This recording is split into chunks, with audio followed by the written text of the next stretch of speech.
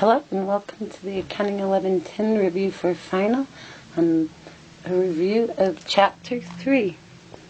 As you prepare for the final, I suggest that 1. You watch this pencast.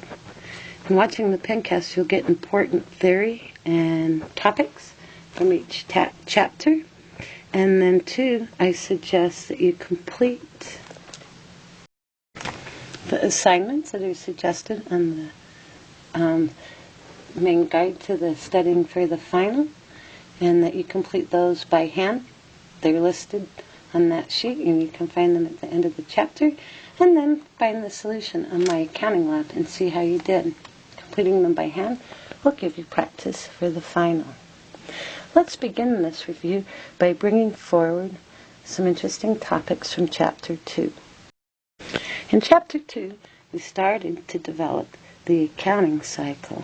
The pieces that we brought from Chapter 2 were, first of all, you learned how to journalize transactions in the General Journal. General Journal's a listing in chronological order of all transactions for a period of time. So the first step of the accounting cycle was to analyze transactions and journalize them in the General Journal in chronological order. You follow that by posting them to the General Ledger, and the General Ledger is a book which contains an account for each of your financial statement accounts. All assets, all liabilities, and all categories of owner's equity each have their own account. After posting all your journal entries, you would total these General Ledger accounts and then bring forward their total to what we call an unadjusted trial balance. An unadjusted trial balance is a listing of accounts by name and account balance, and it simply proves the equality of debits and credits. So you journalized, you posted, and you made an unadjusted trial balance. And that was from Chapter 2. In Chapter 3, we're going to add another step to the accounting cycle. And it starts right where Chapter 2 left off.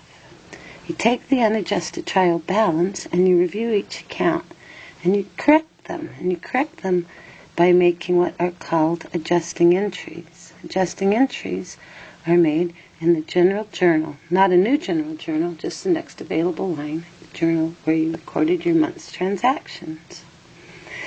These adjusting entries are necessary because some of the accounts' balances aren't correct.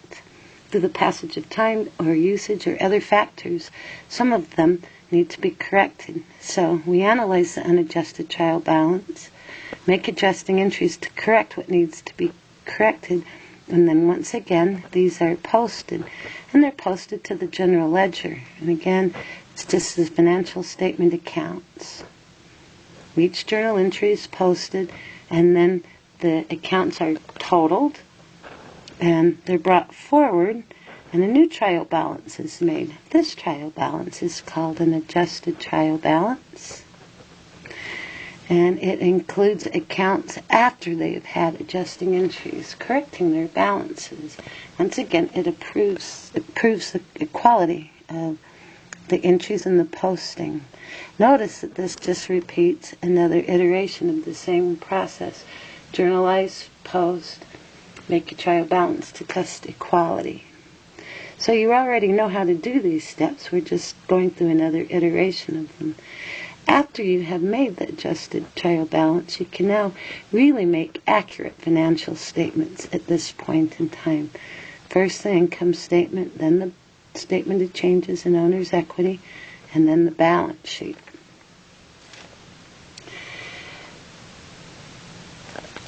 So, what kind of adjusting entries do we make? First, I'm going to list them for you. And then we'll talk about what they are and why we need them. The first kind of adjusting entry that you need are for prepaid expenses. And those are things that you have already paid for in a previous period but haven't expensed yet because you haven't consumed them. The second class of adjusting entries are concerning unearned revenues. Unearned revenues are revenues that you were receiving cash for in advance of performing services. In both of our first examples, prepaid expenses and unearned revenues, you've paid the cash or you received the cash prior to earning it or consuming the expenses. The third kind of adjusting entry we'll learn to make are those called accrued expenses. Accrued expenses are expenses where we've already consumed the supply or material or whatever it was, but we have not yet paid for it. And the fourth adjusting entry concerns accrued revenues. These are revenues that we have completed the earnings process for and are due to us and we've sent a bill out on, but we haven't been paid yet. In fact, it's the sending out of the bill that accrues the revenue into the right accounting period. So we make adjusting entries at the end of the accounting period. And we make the four that we've previously mentioned. But why? And the answer is we're going to learn to do accounting on the accrual basis. So generally accepted accounting principles require that we do accrual basis accounting. What does that mean? It means that revenues are recognized when earned and expenses are recognized when consumed. They're matched against the revenues they generated so that net income ends up being on the accrual basis. Recognizing revenues when earned is called the revenue principle. It's one of our generally accepted accounting principles.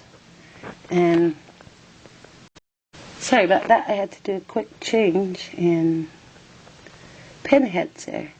So revenues are recognized according to the revenue principle when earned, and expenses are recognized according to the matching principle, which says match expenses against the revenue that they created so that net income is on the accrual basis.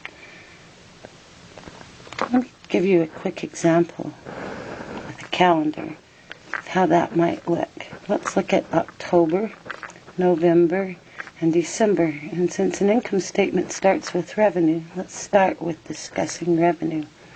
We would like the revenue that's earned in November to be recognized or put in the journalized in the financial statements in November. Sometimes, as in the case of item number 2 above, revenues are received early and we put them in an unearned account and recognize the revenue later, in November in this case, when it's earned. Sometimes revenues won't be received until December, but the work is done in November, so we make an adjusting entry like number 4, and we accrue revenues into November and set up an accounts receivable for them. Hence, revenue is on the accrual basis, matching the revenue principle. It's been recognized when it's earned. Expenses are next on an income statement, and they're subtracted from revenues. Sometimes, as in the case of number 1 above, we pay for expenses in advance, and they're prepaid expenses. We pay for them in October, but we don't want them to show up as an expense on the income statement until November because that's when we consume them. There's also the flip side of that. Things we've consumed but that we haven't paid for yet. We make an accrued expense entry for item number 3 above. So as you can see from this example, net income is on the accrual basis of accounting. It doesn't match cash flow. Sometimes cash comes in before recognition, and sometimes cash flows out after recognition. But we make an income statement for November, which includes what we earned in November, what we consumed in November, and therefore net income is a result of cause and effect. Another thing that happens with adjusting entries is balance sheet accounts are corrected. The balance sheet accounts are corrected with the same adjusting entries that we've already mentioned, number 1 through 4 above. Balance sheet accounts are affected in every single adjusting entry. So every adjusting entry includes a balance sheet account and an income statement account.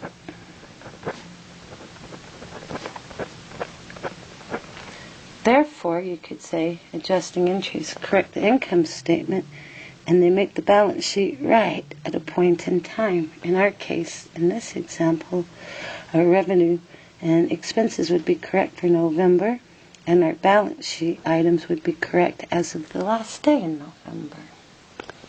So now you can see why the theory behind adjusting entries. We'll stop the pencast here to keep it nice and short, but please watch the next adjusting entries where I'll illustrate examples of the 4 items above. Or please watch the next pencast where I'll illustrate the 4 items we covered above, and then another one where I'll specifically cover prepaid expenses as they relate to long-lived assets. Thanks for joining me.